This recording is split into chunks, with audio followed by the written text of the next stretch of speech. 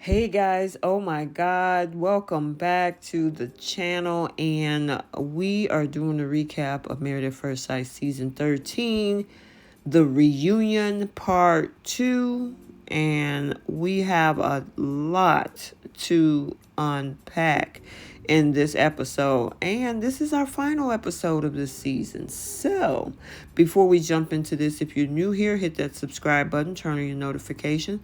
If you like the video, smash the like button, and also feel free to drop a comment down in the comment section below. So without further ado, boy, let's talk about this. Okay, so it started off basically where we left off last week with Michaela and Zach, and Michaela didn't want him anywhere near her in her segment last week, but they definitely let her come into his segment, and of course he was pissed off because he was telling production, why you let her in, but you wouldn't let me in. That's not fair. I'm done with this. And I mean, this whole thing is just a circus right now. I mean, even in his explanation when after he came back, because he did talk to the producers like, I ain't got time for this. I ain't got time for this high school stuff, blah, blah, blah. Michaela went back to her space. I mean, that whole conversation about her being at his house, what happened on the month anniversary and everything, it's just all over the place. What he was saying on decision day about Michaela and how great of a woman she was. Then he said, I don't want to have nothing to do with this woman. And it's just, I'm so confused. And I know Zach is talking about, being able to talk after this whole thing is over with. But it's just so convoluted. Both of them. It's not even just him. It's both of them. Because they're telling two opposite sides of the story. And because, it's her side, his side, and the truth, you don't know what you're going to get. It's just a bunch of mush right now. And then they got into an argument on the street, and then she was tipsy. She came back to the apartment, ended up staying 4 days. He slept with her then because he didn't want to abandon her. And I'm like, what the freak is going? Them two need to stay as far away as possible from each other. And then he ended it off, says that he's starting to date. He don't know about marriage anymore because he ain't found the right one, but he do want kids. So you want to be a baby daddy then, I'm assuming. But Zach, go get some help. Michaela, go get some help. Both of y'all, before y'all get out here in this world and damage other people, go get your damaged selves in a therapy session and have some conversation, because none of this makes sense unless the producers just had this thing all mucked up to look crazy. Right now, they got y'all looking crazy, or you got yourselves looking crazy. Either way, y'all need to go sit down somewhere and talk to somebody, because this is a hot mess. Okay, let's talk about Bao and Johnny. They're up next, and they kind of started them off with questions like, oh, I know Kevin asked them, y'all were perfect for each other. And Bao was like, no, we ain't. And I'm like, okay. And she started talking about all the fundamental differences that they have and, major things. And he was like, well, wait a minute. Let's go back and look at some of the good stuff, because they brought up their wedding. And Bao did say that her wedding day was one of the happiest days of her life. And even when they jumped out of the airplane together, they found that was a great experience. They even talked about the whole situation when they played doctor and nurse, a patient and nurse, between the two of them, and how they were smiling and happy because Dr. Viviana gave them this assignment. But it was very fleeting because there were a whole lot of other mess going on between the two of them, which we're about to get into now. So now it gets kind of murky. And this whole thing with whether Bao was fake on camera, and she don't think she's fake. She prepares conversations. He says he's genuine. and, shoot straight from the hip, which is very direct, obviously, because I know it rubbed a lot of the fans the wrong way he spoke to her and how he addressed her. And her, she says she pre-planned conversations. What's wrong with that?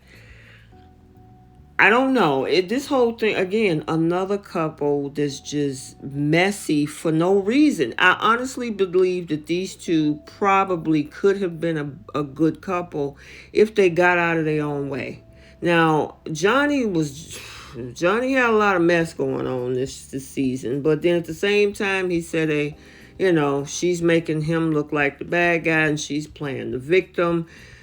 She has some form of anxiety, but look like he has issues too, because remember his father abandoned him when he was younger.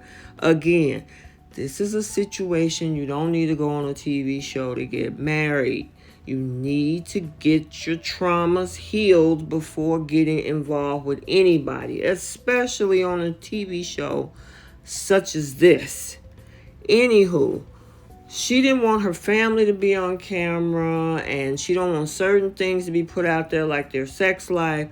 Why the freak did you come on a show like this if you need to keep your life private? If you need to keep your life private, you do not sign up for one of these reality TV shows.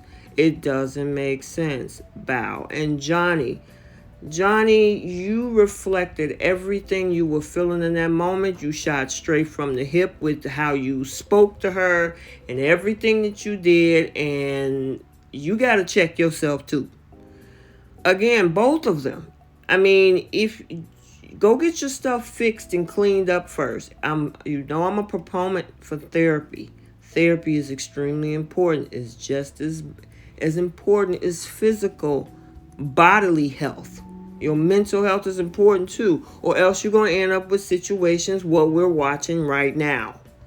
So there's more to talk about. So let's jump into that. So they pretty much end this segment with the fact of, they really realize that they just don't belong together. They're not each other's person. However, they feel that they're both good for somebody else. It was a funny conversation, though, that they did have about, I think Johnny said on Married at First Sight Australia, that there's swapping of the cast members going on. And so they were putting people together that, she said she could probably see herself with Zach. She could see Brett with Gil, which let me know what you guys think about these swaps that they had. Mirla would have been a better take for Johnny, which he talked about her a lot.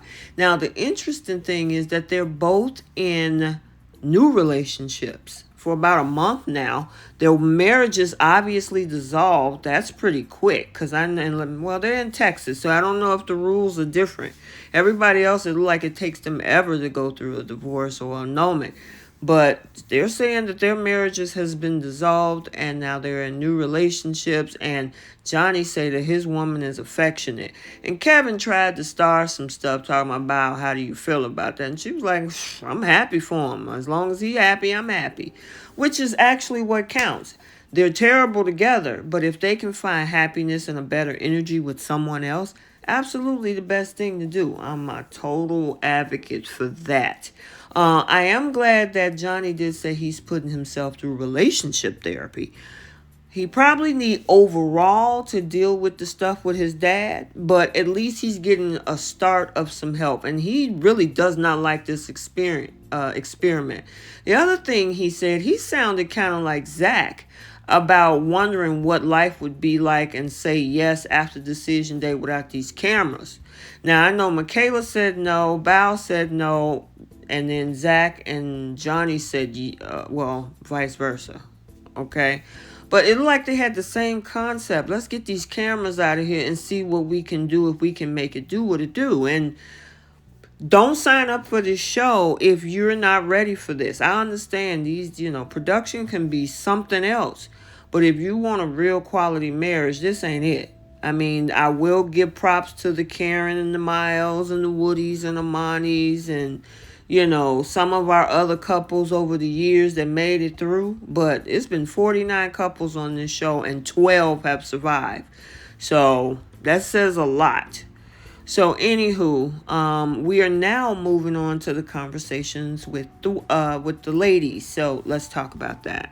Okay, so the ladies are up next and they have their conversation with Kevin. And by the way, I know a lot of you guys are wondering why Kevin is not in the studio or whatever, because I heard some comments on social media or why, we're deep into this pandemic. People didn't get vaccinated and things like that. And he said COVID situations.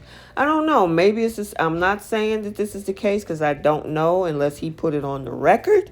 But maybe it's a situation of him being vaccinated versus not being vaccinated. Maybe, he made some choices for himself.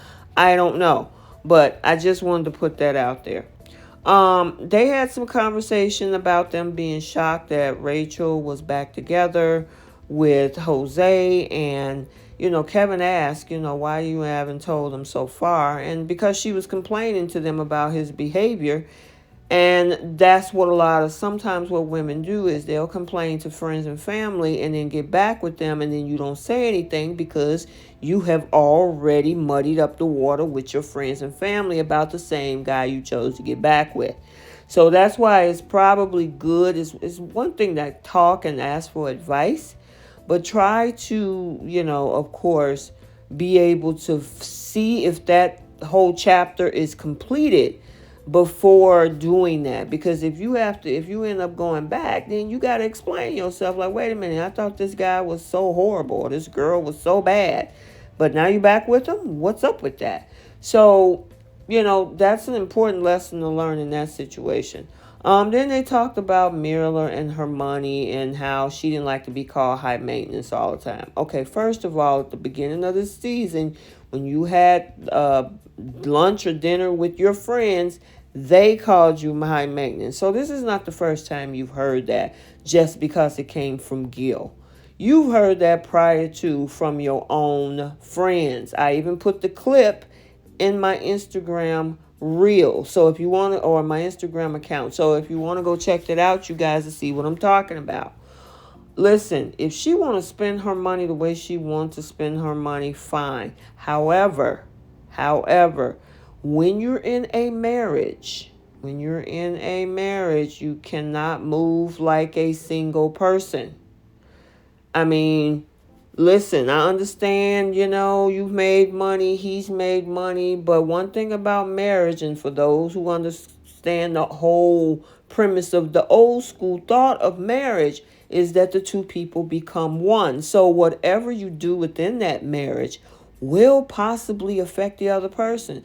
This is no different than when the conversation happened between Woody and Amani, when he was spending all his money on clothes and things. What did they do? They were able to figure it out to make it work together. That's all they had to do. But if you have one person that is stuck on doing how they want to do and how they want to move in the marriage, when there's two people in that covenant, that's a different situation. You're interdependent now. I was thinking, I'm like, didn't we have somebody else that spent a lot of money on clothes? Yeah, it was Woody. $600 on shirt, $1,500 on this, $300 on entertainment, and blah, blah, blah, blah, blah, because he had the money to spend. He's been living like that when he was single.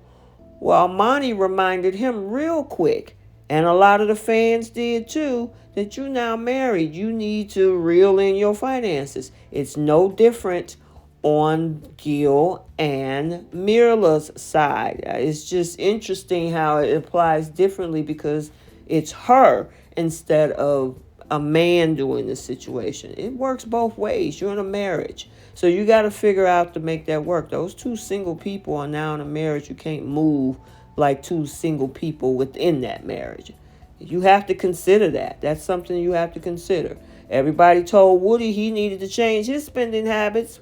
Well, guess what? Mirla needed to look at that too. So, I'll try to be objective. I look at both sides. So, they really had some interesting conversation.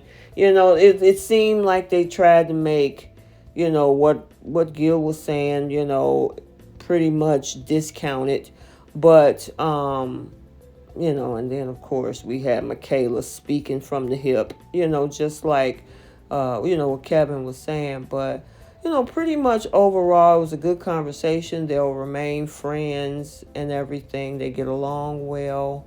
I don't know about the guys in this situation. And another thing I would say that was pretty interesting was the fact that Michaela was saying Ryan was interfering more in their marriage than focusing on his own marriage. So I didn't realize that. And then too, there was the issue about Brett not consummating the marriage, and she hadn't had sex in 2 years prior to this marriage. And Kevin asked her, are you trying to stay away from sex? He was like, no. And she was talking about how, you want to get nothing but full honesty from me. And all I can think about is last week about her tripping up her words about meeting some guy and exchange numbers and hanging out at 2:30. We didn't get all your story, so don't forget what you said last week, Brett. So it was a pretty interesting conversation. So next they talk with the experts. Let's talk about that now.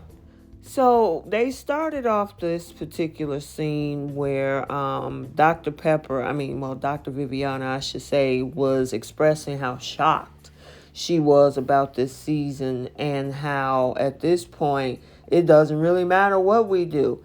Well, you're the experts. And if you guys are going through rigorous interviews, psychological interviews, and all these different things, what's the problem? And I know that some of the fans have been, complaining over the years about the interaction of the experts, how they need to be a little bit more involved throughout the season. And again, like I said earlier, 49 couples over 13 seasons, 12 is still out in that. That's not even half. I think that's something like 20-something%. Now, I know some folks were saying, the marriage in this country is 50% when you really know a person. Now, in this experiment, it's a little bit different. Yeah, but it's arranged by experts. Usually people are going in, based on how they feel, what they know, chemistry, blah, blah, blah. This is supposed to be something that's handled specifically by these experts who take the time to put all this work in this and do da-da-da-da-da-da. And this is the end result. We thought season 12 was bad. At least we got one solid couple out of the season, which was Vincent and Brianna. Season 3 had to be the best season. We had 3 couples. We just lost Amelia and Bennett. But we had Woody and Amani, and we had Karen and Miles. And they're still hanging tough. They'll be 2 years married coming up this February. But they started to address the couple, Zach and Michaela. They talked about those two. And, they talked about Michaela's actions, but then they said, Zach should have been there for her. Y'all shouldn't have put these two together. I mean, they just shouldn't because they don't know how to do conflict resolution. Neither one of them. His conflict resolution is to get all confused, discombobulated, say anything to get out of the situation and be avoidant and run. Her conflict resolution is to act out, rebel, destroy, yell, scream, holler. Neither one of them have conflict resolution type of, and they didn't even bring that up, which I was shocked about that. They don't know how to resolve issues together. I mean, that whole thing started over a freaking trip taking the dog out. And because there's a text message and she didn't get the text message, and this turned into 6 to 8 weeks of nonsense back and forth because it started with this whole thing with taking a dog for a walk. It's just crazy. So then they talked about Bao and Johnny. Now I found what Dr. Viviana said very, very interesting. Because she said, she presents herself one way, but she also is very calculating on how she moves, which can look kind of low-key manipulative. Now, Pastor Cal disagreed, but Kevin was like, well, that's the same thing Johnny was saying. So, I mean, you got two people. One is at least an expert who is in the psychology side of things, because I think Dr. Pepper is a sociologist, and of course Pastor Cal is a pastor and I guess relationship type thing with his church and in the faith. But if Dr. V can peep that something else is going on the other side that we're not seeing with Bao and Johnny saying the same thing, maybe it's something to that. You know, you do have people who want to keep front and center facade so they can appear a certain way versus actually just letting their hair down and let people see the full them. So I found that to be interesting. They joked about Dr. Pepper, Dr. Pepper not knowing what a hot girl summer was.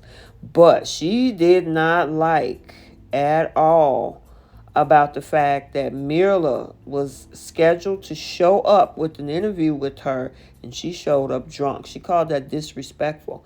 And honestly, I mean, if you know you're supposed to be meeting up with the experts to be in a slot on TV, and this is part of what you signed up for in this contract, you need to come there ready to go, not drunk. And yeah, she said that was disrespectful. So I totally get that. They called Jose controlling and that he needed to deal with those issues. And Dr. V was like, people, get therapy. Again, I've been saying that since the beginning of this video. Get some therapy if you need to before you get involved with other people. They were really shocked about Bao and Johnny. They were shocked about Mirla and Gil.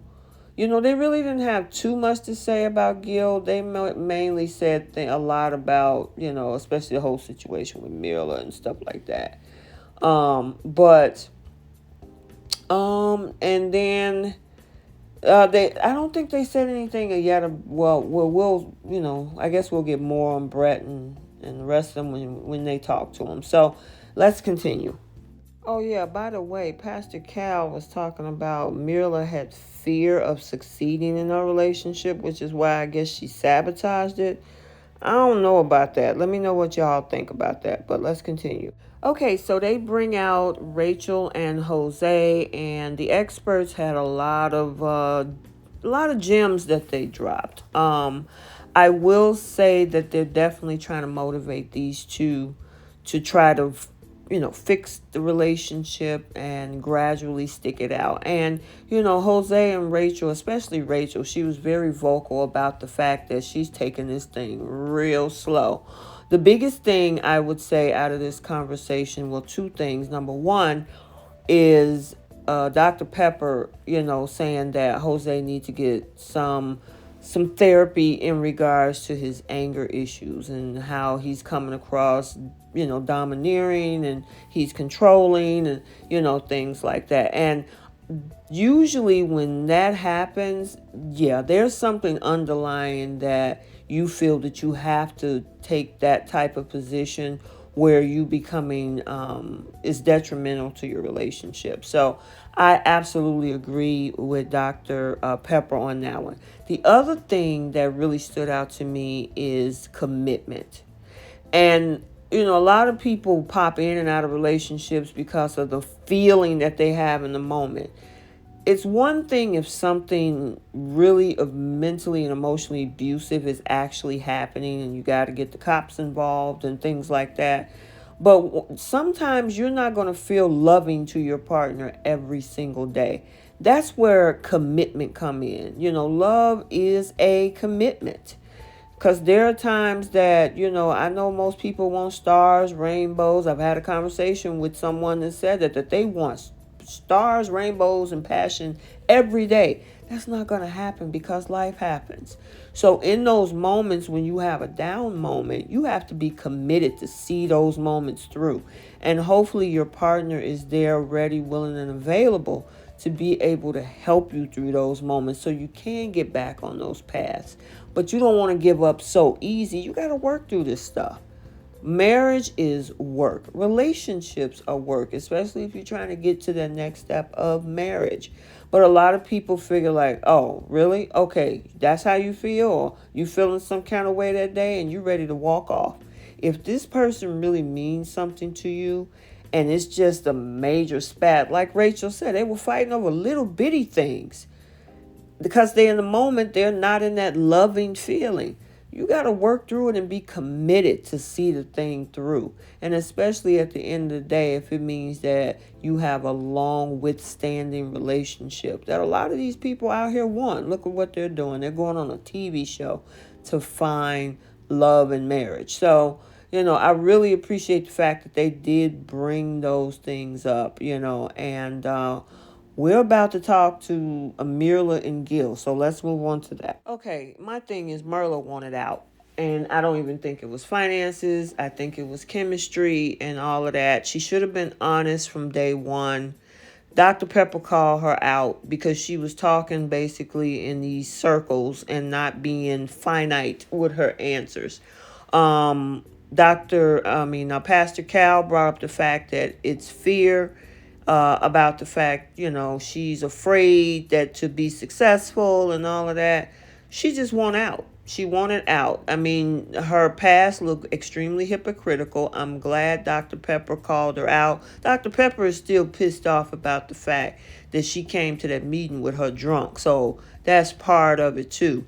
But none of it made sense, And then she wanted to throw that around about her not feeling safe with her finances. And then when they said, well, is it the finances that can be fixed? Well, it's not the finances. It's chemistry and, us being connected. Girl, you just want out. You wanted out. You wasn't transparent in the beginning when you start feeling some kind of way about him. You should have just put it out there early on. You could have pulled a Ryan. Listen, Ryan didn't voice how he truly felt, but Brett knew exactly that he wasn't interested. You went through this whole thing with a song and dance with this man, and it's ridiculous. And her talking about, well, what I want to just be happy, and I want to, like I said before, happiness is a fluid emotion. Happiness is not something that you get every day of the week. You can choose to be happy, but there are times where somebody at the job make you mad. Something happened with bills. Something happened with money. Something happened with family. And your moods change. If you based every decision off of how you feel and you don't feel happy in that moment, you're going to give up on everything. She got to be able to be committed. And like they say, marriage might not be for her.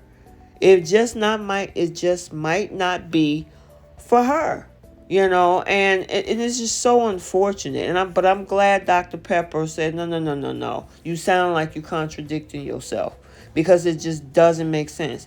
And then the example with Pastor Cal giving, listen, he was like, there was time when I met my wife, I didn't have no money. There are times that's going to happen. I mean, it happened in a situation with me. When we came together, we had what we had. He had a business.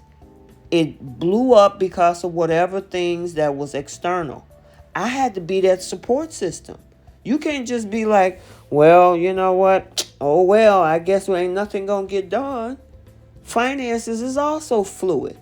We see what happened last year with this pandemic. So sometimes commitment is the biggest thing in a marriage. If you really truly want to be with that person and you love that person, commitment is going to get you through. Emotions are fluid. Money is fluid because it comes and goes. Something could happen tomorrow and all your money is gone. Like I just said, what happened in the situation with, my situation where I had to be his support system. It happens. So what are you going to do? What if the shoe will reverse and she happened to lose her job or something? Then what? Gil probably would have been there to step up for her, as he should. So, you got to look at what your priorities are. And, I know a lot of women, it's her money, it's my money. She can do what she wants. Yeah, she can. But at the same time, if you're not ready for marriage, your money is the financial aspect of the relationship. Is the business aspect of the relationship. If you're in business with a partner and y'all have a huge profit margin, you don't go and just say, well, we got a profit margin. We should be able to spend. I should be able to spend. I brought the business in. No, you guys got to figure that out together. So I just think that maybe she's not ready for this. Maybe she enjoys living and lavish her life. If she's single and she have her money, she can do what she want. But you cannot move like a single person when you're in a marriage. I'll say it again. Some people might not agree with me. I have been married, so I know what it looks like. So now we get to hear the last part of this whole situation with the rest of the cast. So let us continue. Okay, so the conversation continues, and we have the entire cast. The biggest things out of this particular scene is, I guess, with regards to Michaela and Johnny. They and a couple of other cast members have decided to play volleyball with each other. So they became really, really close friends. Michaela and Johnny both ended up in Cancun because they had to go for two separate reasons. So they ended up, I guess, being down there together. So that answers that question. We had Kevin throw a monkey wrench in there talking about, are you just BFFs? And Johnny gave this hand gesture. I don't know. We don't know. They'll never tell us. But from the way it looks, maybe they're just friends.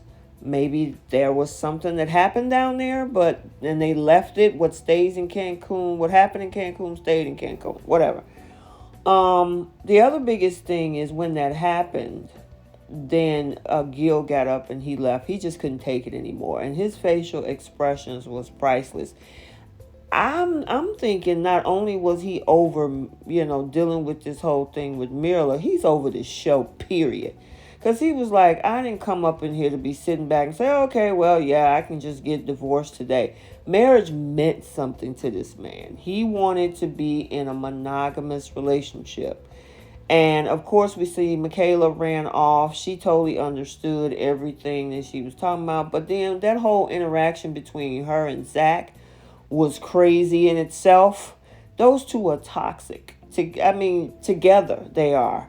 They just don't need to be together. Everybody needs help. What triggered that whole thing is what happened at the retreat Kevin brought up, and Michaela didn't want to hear it, and then she reacted to it. Then her abandonment issues with her father being killed kicked in, and Zach was like, I had to leave for me. I had to do this for me. This wasn't about you. I had to get out of this situation for my own mental health. And it just turned into a mess then, and it turned into a mess on this particular set as well. I have never seen the fallout in a season as much as I've seen this. We saw pretty much some craziness in season 12 in Atlanta, but this season here was a straight up crapshoot. And I want to see what Jose and Rachel is going to do. And, there's the next episode, which I'm probably going to talk about that one in a separate video. Where are they now 4 months later after decision day and what they're doing? But it's not going to be in this video because this video is long enough. But, yeah, Gil wasn't playing. He like, y'all sitting around here kikiing about this show, and we just ain't gonna be together. We'll just keep hanging out and going traveling. And divorce? What's divorce? Marriage is something serious to him, and he, and it's unfortunate that he went this route, taking it seriously, when I guess to other people they did not take it as serious. So, do I think he will eventually find someone? Yes, he got his DMs are full right now. There's somebody that follows him every Wednesday. Also, I want to address the fact that this season they allowed the cast to see some of the things that you guys have been saying, because previously they were cut off completely from social media and they got a chance to respond. And one of the biggest things was Jose responding to people calling him gay. And he was like, I don't know why they're doing that. I'm happy with my wife. I need to address that. Y'all crazy. So I'm glad that he was able to address that. There was a few other things that they addressed about Michaela, and, she said she just laughed at him. So I'm surprised. I kind of like that because even Ryan says that he jumped into the comment section and they don't even believe it's him, but it's him. So that's why we saw a lot of interaction from some of them in the social media platforms like Reddit and Instagram, and maybe, I don't think there was too many on Facebook, but definitely on Instagram and Reddit. I don't know about Twitter, but it was nice to see that they actually get to see and hear what you guys are saying about them and allow them to address it. So I love that part, and they should do that every season because usually they don't get a say. And the fans drag them and talk crap about them and things like that. This time they got to hear it and address it. So I'm liking that they did that this time. So, but that is it for this season. Thank God they gave us a preview of season 14. I will be, if you didn't see it, I'll be posting that in my Instagram reel. So stay tuned for that as well. So, sound off in the comments. I know this was a long video, but hey, we had to get it all in. Most of the deets were in this episode. We got some craziness in part 1. Part 2 was interesting. So, sound off in the comments. Let me know your thoughts. Have a happy Thanksgiving, you guys. Don't eat too much turkey. And until the next video, like, comment, and subscribe. We will see you in the next one.